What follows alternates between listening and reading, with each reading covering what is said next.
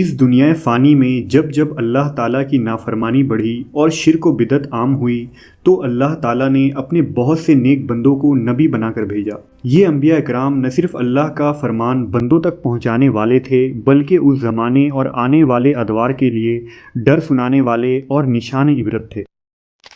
انہی پیغمبروں میں ایک نبی حضرت الیسیٰ علیہ السلام بھی تھے۔ حضرت الیسیٰ علیہ السلام کا قصہ قرآن مجید میں سورہ انعام اور سورہ صاد میں آیا ہے۔ اللہ نے قرآن مجید میں حضرت الیسیٰ کا ذکر کچھ یوں کیا ہے: ہم نے اولاد ابراہیم میں سے پیدا کیا اسماعیل، الیسیٰ، یونس اور لوط کو، اور سب کو فضیلت دی دنیا والوں پر۔ قرآن مجید میں الیسیٰ علیہ السلام کا صرف نام ذکر ہوا ہے، جبکہ توریت میں آپ علیہ السلام کا تفصیلی ذکر موجود ہے۔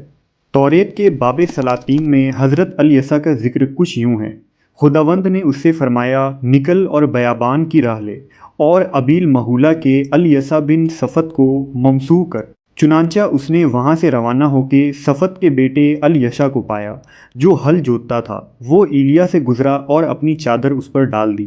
تب وہ اٹھا اور ایلیا کے پیچھے روانہ ہوا اور اس کی خدمت کی۔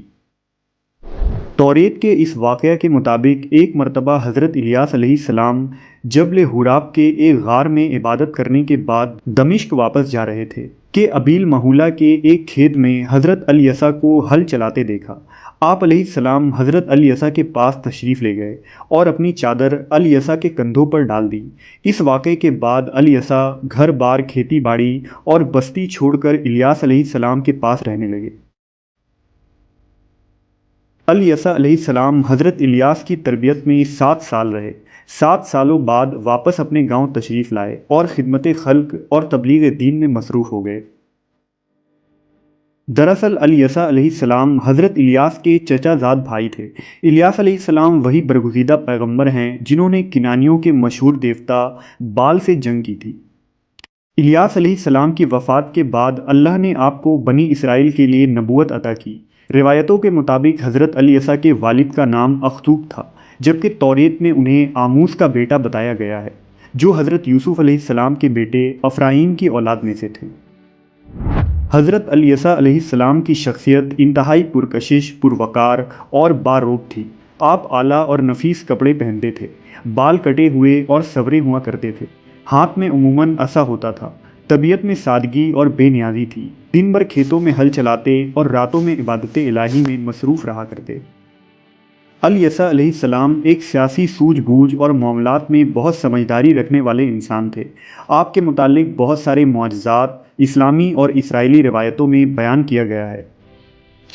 مثلاً ایک مرتبہ اہل اریحا نے شکایت کی کہ ہمارے علاقے کا پانی کھارا ہے، آپ دعا فرمائیے کہ وہ پانی میٹھا ہو جائے۔ لہٰذا حضرت الیسیٰ نے کچھ نمک لے کر دریا میں ڈالا تو اس کا پانی میٹھا ہو گیا۔ اسی طرح ایک مرتبہ حضرت الیاس ایک عورت کے گھر تشریف لے گئے۔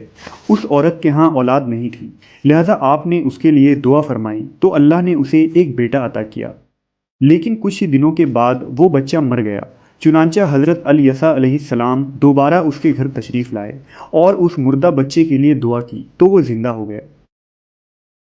ایک مرتبہ جب دمشق کے بادشاہ کو برص کی بیماری ہوئی تو الیسیٰ علیہ السلام نے اسے اپنے ہاتھ لگائے ہوئے پانی سے نہانے کو کہا، جس سے وہ بالکل صحت یاب ہو گیا۔ اسی طرح کے بے شمار معجزات و واقعات حضرت الیسیٰ کے متعلق منسوب ہے، جس کے ذریعہ اللہ تعالیٰ نے ان کی قوم پر یہ حجت تمام کی کہ الیسیٰ اللہ کے برگزیدہ اور سچے پیغمبر ہیں جنہیں ایک بڑے کام کے لیے مبعوث کیا گیا ہے۔ دراصل موسیٰ علیہ السلام کے ہمراہ جب بنی اسرائیل کے قبائل مصر سے ہجرت کر کے فلسطین میں آباد ہوئے تو ان کی سلطنت قائم ہوتی چلی گئی۔ بعد میں سلیمان علیہ السلام کے بعد فلسطین 2 عظیم الشان سلطنت میں تقسیم ہو گئی، جنوبی سلطنت یہودا اور شمالی سلطنت اسرائیل کے نام سے جانا گیا۔ 220 سالوں میں اسرائیل میں 30 بادشاہوں نے حکومت کی۔ بادشاہ یہورام کے دور میں حضرت الیسیٰ کو مبعوث کیا گیا۔ اس دور میں ریاست اسرائیل میں بدعت عام ہو گئی تھی اور اللہ کی نافرمانی بھی بڑھتی چلی گئی۔ جبر اور ظلم کرنے والے لوگ پیدا ہونے لگے، لیکن حضرت الیسیٰ علیہ السلام خدمت خلق اور تبلیغ دین میں مصروف رہے۔ آپ وعظ و نصیحت کے ذریعہ لوگوں میں وحدانیت کا پرچار کرتے اور دین حق کی تبلیغ و اشاعت کے سلسلے میں ہر کوشش کرتے۔ اس زمانے میں حضرت الیسا کے ساتھ ایک حیرت انگیز واقعہ پیش آیا جو توریت کے کتاب سلاطین میں موجود ہے، جس کے مطابق ایک مرتبہ حضرت الیسا علیہ السلام دعوت و تبلیغ کے سلسلے میں بیت ایل کی طرف سفر کر رہے تھے۔ اس دور میں وہ شہر برائیوں اور بت پرستی کا مرکز تھا۔